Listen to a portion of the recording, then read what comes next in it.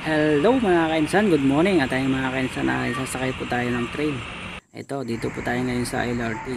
At bago po ang lahat ay mag-a-add muna po ako ng aking bit card. At kahit wala po kayong bit card mga kainsan ay makakakuha pa rin po kayo ng card dito. Pwede po kayong kumuha dyan ng card nyo.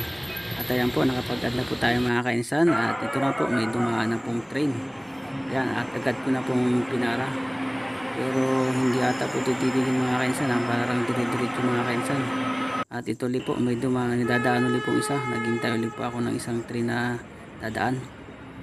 Akala ko po titigil mga kainsan, ay puno na po siguro mga kainsan, kaya hindi po tumigil. At ito na po ulit, may dumaan na naman po ulit isa. At siguro naman titigil na ito mga kainsan. At ayan na nga mga kainsan, tumigil nga po. Ayan po, sasakay na po kami ngayon dito mga kainsan.